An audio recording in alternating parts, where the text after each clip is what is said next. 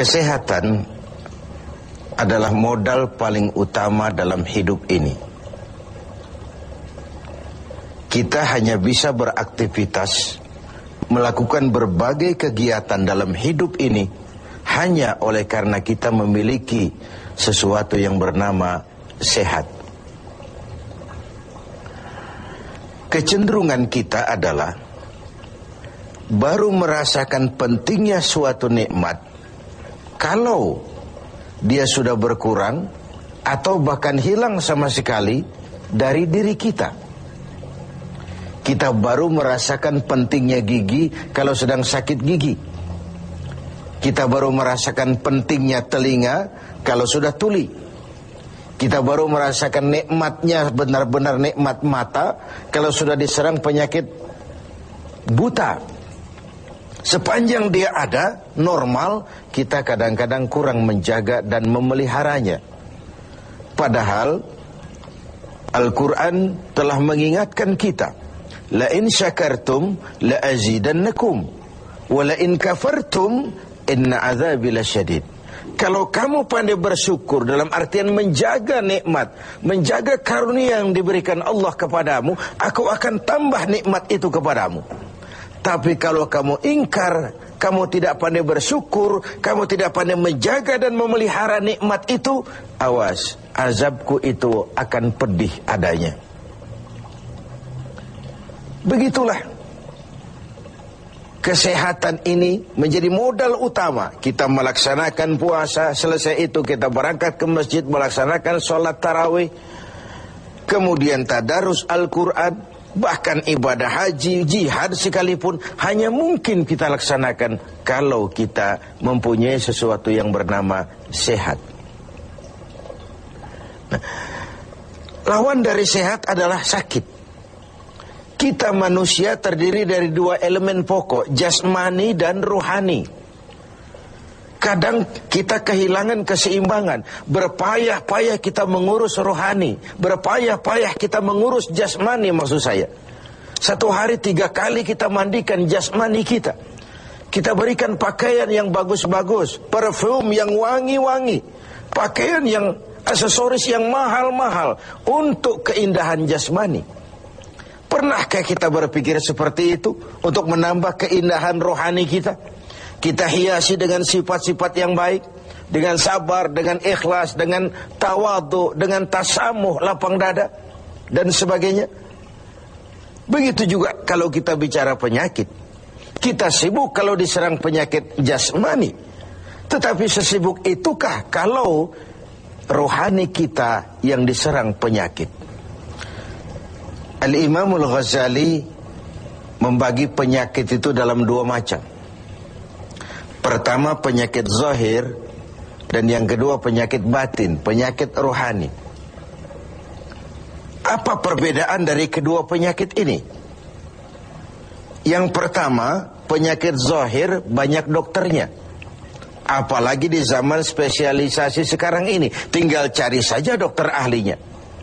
Penyakit jantung ada dokternya, liver ada dokternya, paru-paru ada dokternya, ginjal ada dokternya, kulit ada dokternya. Penyakit zahir banyak sekali dokternya. Tapi penyakit batin, dokternya hanya agama dan kemauan yang kuat dari orang yang punya penyakit itu untuk mengobati diri. Sulit cari dokter yang bisa mengobati penyakit sombong, cari dokter yang bisa mengobati penyakit kikir, cari dokter yang bisa mengobati penyakit angkuh, sombong, bakhil. Agama dan kemauan yang kuat dari orang yang dihinggapi penyakit itu untuk memperbaiki diri melalui riyadhah, latihan dan latihan. Yang kedua, kata Al-Ghazali, perbedaannya ini aneh. Penyakit zahir yang empunya penyakit lebih tahu dari orang lain. Sedangkan penyakit batin sering orang lain lebih tahu dari yang punya. Ini aneh. Kita punya penyakit jantung, kita tahu wong itu penyakit kita dan itu penyakit zahir. Teman kita nggak tahu, datang-datang main kagetin aja, woi, kelepek kita. Kita yang punya penyakit tahu, orang lain tidak tahu. Tapi kalau penyakit batin ini aneh, orang lain sering lebih tahu dari yang punya. Kalau kita sombong, kita sering tidak merasa, kita anggap sikap kita wajar saja. Kalau kita diserang penyakit pelit, kita tidak merasa, kita anggap wajar saja. Kalau kita diserang penyakit hasud, kita anggap wajar saja. Orang lain yang tahu. Karena itu sahabat Umar bin Khattab radhiyallahu an kerap kali kalau berkumpul dengan sahabat sering kali bertanya, kau lihat saya sombong apa tidak? Kau lihat saya pelit apa tidak? Kau lihat pada tingkah laku saya ada tanda-tanda kekafiran atau tidak? Kalau orang lain memberitahu itu kepada beliau, bukan main senangnya hati beliau. Tidak jarang yang memberitahu itu diberikan hadiah oleh beliau. Ini bedanya kita dengan Sayyidina Umar. Kita diberitahu orang marah bukan main. Kenapa gue lo urusin? Diri lo aja beresin. Jangankan kita mau bertanya, melakukan introspeksi tentang kekurangan-kekurangan kita, diberitahu orang pun kadang-kadang kita salah terima. Inilah penyakit batin itu. Dan yang ketiga, ini yang paling dahsyat. Sehebat-hebatnya penyakit zahir, penyakit jasmani, dia hanya merusak dunia. Paling-paling mati gitu saja. Tapi penyakit batin, penyakit rohani kalau diserang, merusak dunia, menghancurkan akhirat. Kita diserang kanker, mati, resiko dunia saja. Kena ginjal, mati, paru-paru, mati, darah tinggi, mati. Tapi tidak berakibat akhirat. Maksudnya tidak ada nanti penduduk neraka ditanya, kenapa kamu masuk neraka? Kanker pak? Tidak ada. Kenapa kamu masuk neraka? Tumor pak? Juga tidak. Yang menyebabkan masuk neraka itu penyakit rohani. Jadi kata Al-Ghazali, penyakit rohani itu kalau diserangnya kita, rusaklah dunia, hancurlah akhirat.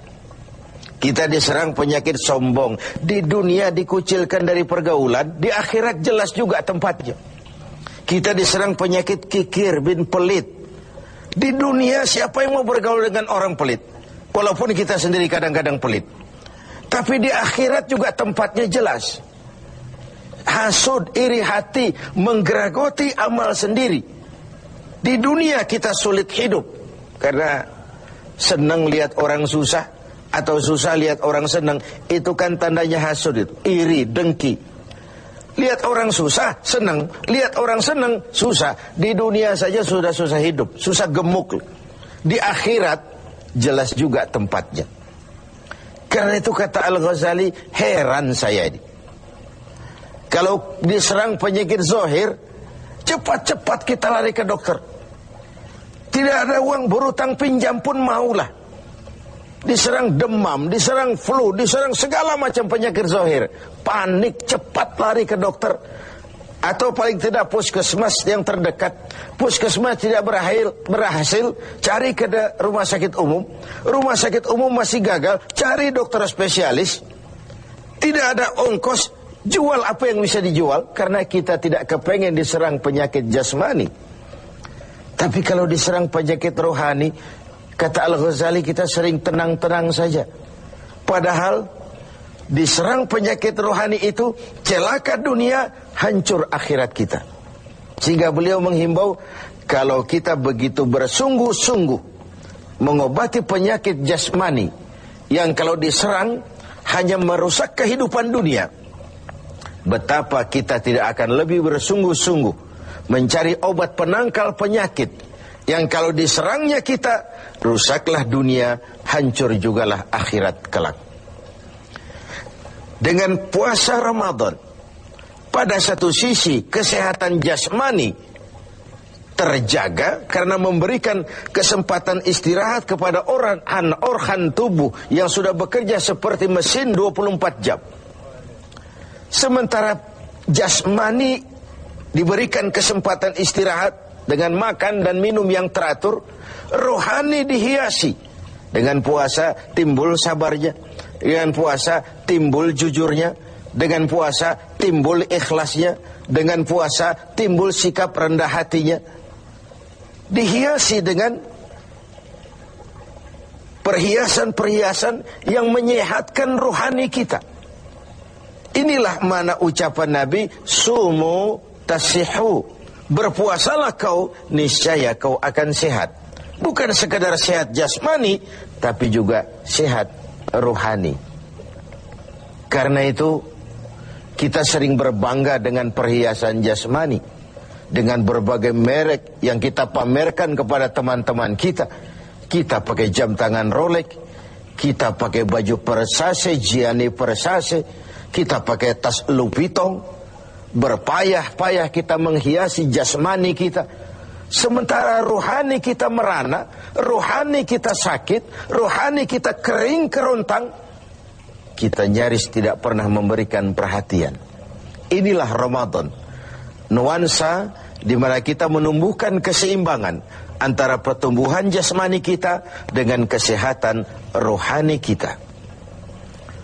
Kalau sehatlah jasmani dan sehatlah rohani, maka terciptalah keseimbangan, keindahan jasmani yang berpadu dengan keindahan rohani. Itulah bentuk yang kita dambakan dalam menjalani kehidupan ini. Semoga puasa yang kita laksanakan mengantarkan kita ke arah tumbuhnya kesehatan, kesehatan jasmani, dan lebih-lebih lagi kesehatan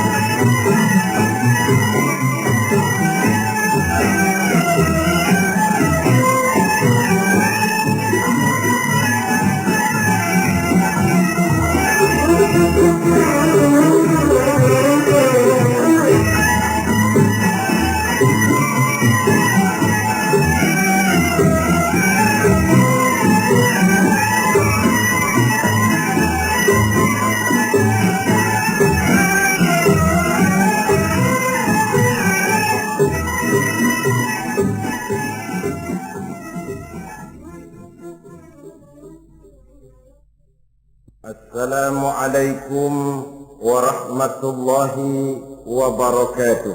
Waalaikumsalam warahmatullahi wabarakatuh. Bismillahirrahmanirrahim. Alhamdulillahi rabbil alamin.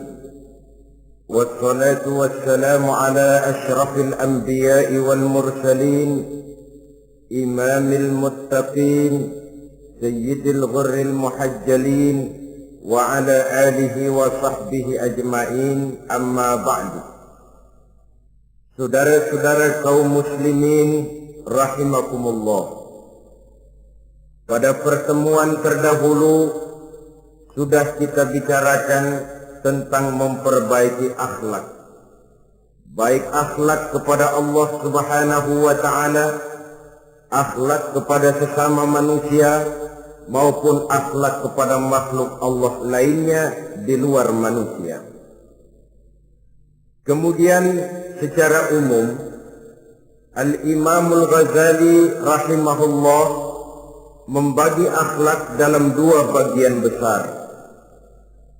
Pertama, apa yang oleh beliau dinamakan al-akhlakul mahmudah, yaitu akhlak yang terpuji.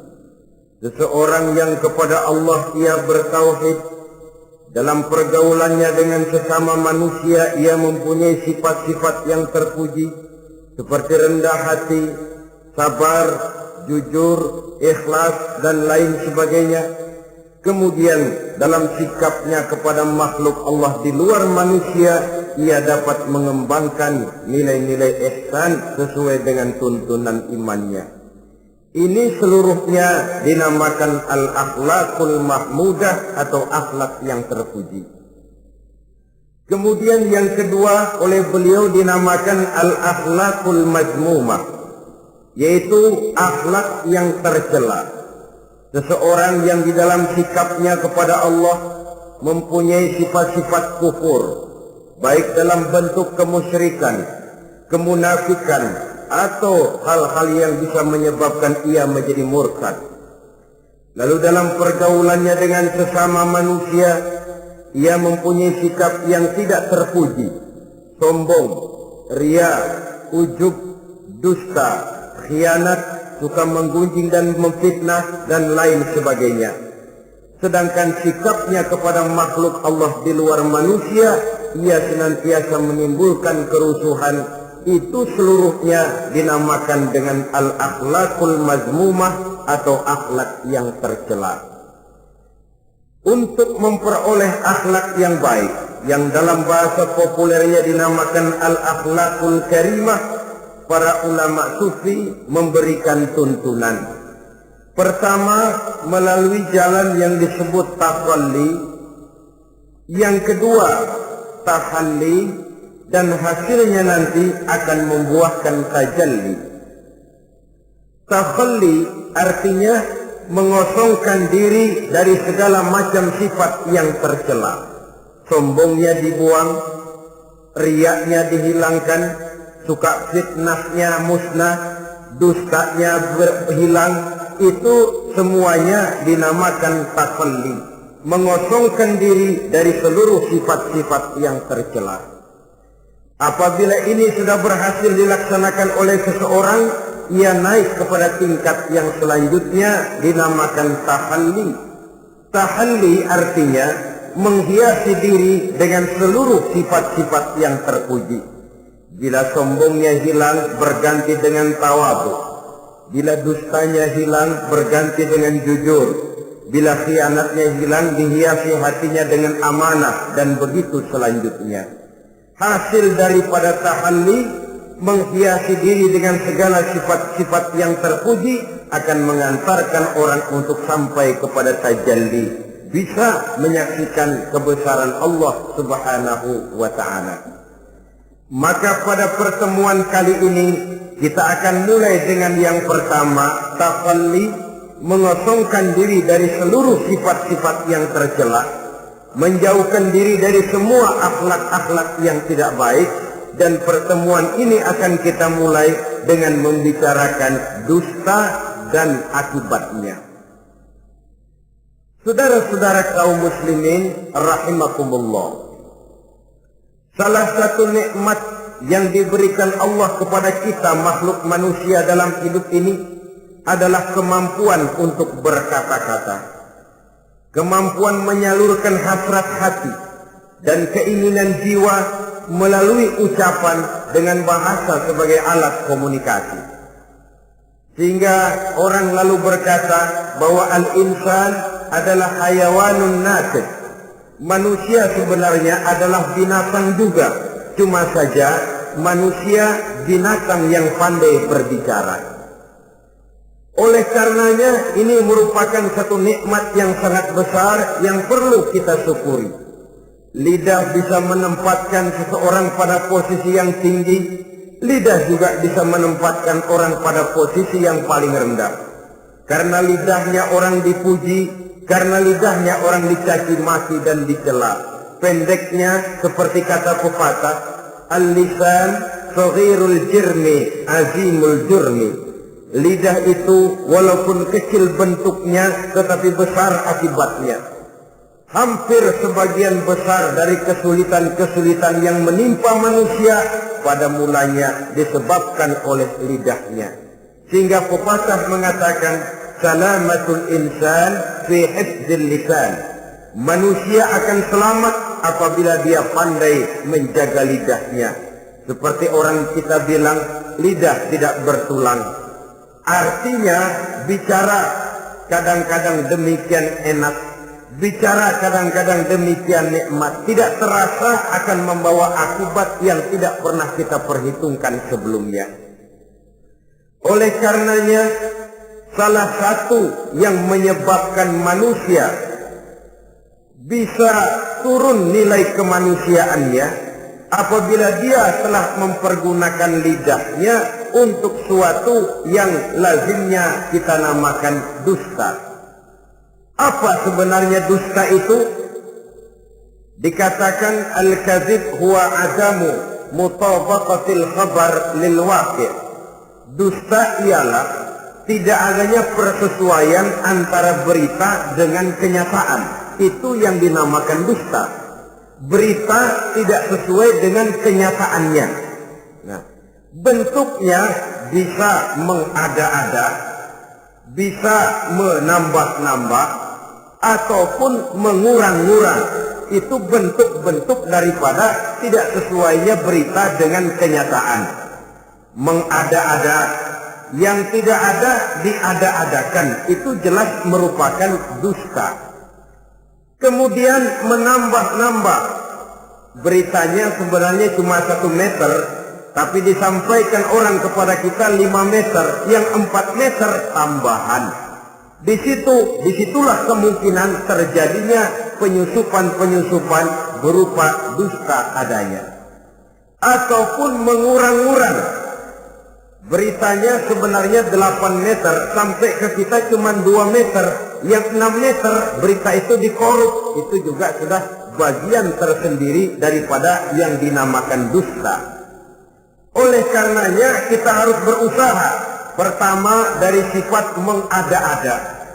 Yang tidak ada diada-adakan, itu jelas dusta. Dan ini pekerjaan paling enak memang. Orang seakan-akan terpesona, orang seakan-akan kagum, padahal kita mengada-ada. Barang yang tidak ada diada-adakan.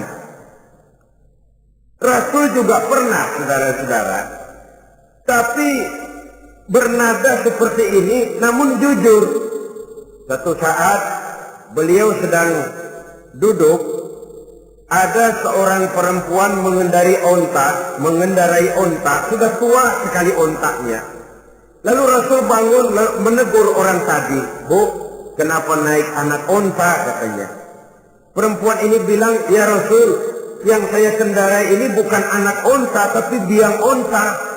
Begitu. "Iya, tapi dia punya ibu kan? Onta ini punya. Nah, kalau dia punya ibu kan artinya dia anak juga." "Ya memang." "Nah, kalau begitu kan artinya ibu memang naik anak onta." "Lah ya iya kalau itu sih." Kelihatannya mengada-ada, tapi memang benar begitulah adanya. Purau untuk menghidupkan suasana, tapi tidak terlalu berlebih-lebihan. Yang kedua jenis daripada dusta itu menambah-nambah. Ini juga paling enak. Orang sering bilang, kalau kita ngirim duit, jangan harap kurang, jangan harap tambah. Tapi kalau kita ngirim berita, jangan harap kurang. Duit kita kirim kepada orang, jangan harap tambah. Kurang, jangan harap kurang. Atau jangan harap tambah, kurang bisa. Tapi kalau berita kita kirim kepada seseorang, jangan harap kurang itu berita, nambah bisa. Atau kemudian mengurang-urang, ini juga termasuk jenis daripada dusta. Baik mengada-ada atau menambah-nambah, kemudian mengurang-urangi, seluruhnya merupakan pekerjaan yang paling enak. Kita anggap sesuatu yang biasa, padahal akibatnya nanti akan menjadi luar biasa. Saudara-saudara kaum muslimin rahimakumullah, apa bahaya dusta dalam kehidupan manusia? Pertama, bagi dirinya sendiri. Orang yang berdusta sebenarnya sudah membahayakan dirinya sendiri. Apa bahayanya? Pertama, ia akan dikucilkan dari pergaulan. Sekali dia berdusta, orang mungkin masih percaya. 2 kali dia berdusta, orang mungkin masih bisa mentolerir. 3 kali dia berdusta, orang ngecap. Ini memang udah wataknya nih. Hobi dah kalau begini. Akhirnya dia dikucilkan dari pergaulan. Lain hari, walaupun dia serius bicara, orang nggak lagi nanggapin sebagaimana yang semestinya. Dikucilkan dari pergaulan. Akibat apa? Akibat dari dusta yang dilakukannya. Akan merugikan dirinya sendiri. Ada satu cerita, saudara. Seorang pengembala kambing sedang mengembalakan kambing di tanah lapang. Satu hari iseng dia sendirian. Ini orang kampung pengen tahu dibohongin. Teriak dia, "Tolong, ada serigala, ada serigala." Mendengar teriakan ini karuan, satu kampung orang nyaris keluar semua. Yang bawa pentungan, yang bawa golok, yang bawa pisau. "Mana serigalanya, mana?" Ini pengembala tadi nyengir, "Kagak ada, gua bohongin lo." Sudah, pulanglah orang kampung ini. Sekali, besoknya begitu lagi. Keluar lagi orang kampung, ternyata juga tidak ada serigala. Pada hari yang ketiga, serigalanya benar-benar datang. Si pengembala tadi pucat, lalu teriak-teriak, "Tolong, ada serigala datang." Nah, orang kampung udah nandain. 2 kali kita dibohongin, ini paling dia bohong lagi. Satu pun tidak ada orang kampung yang keluar untuk menolong. Akhirnya kambingnya habis dimakan oleh serigala. Yang rugi dirinya sendiri. 1 kali dia bohong, orang percaya mungkin. 2 kali dia bohong, orang masih tolerir. 3 kali dia bohong, orang nandain. Terkucil dari pergaulan akibat daripada perbuatan dusta. Oleh karenanya saya yakin tidak seorang pun di antara kita yang suka berteman dengan seorang pendusta. Karena apa? Seorang pendusta tidak akan segan-segan menjual temannya sendiri. Mengkambing hitamkan temannya sendiri. Artinya juga merusak pergaulan di dalam kehidupan ini. Penyakit yang bahaya yang kedua bagi diri orang yang berdusta itu sendiri, sifat dusta menyuburkan watak munafik. Nabi bersabda, ayatul munafiki salatun. Tanda-tanda orang munafik itu ada 3. Tandanya, biasanya kalau tandanya ada, ya munafiknya insya Allah ada. Apa tanda orang munafik itu? Pertama, iza haddasa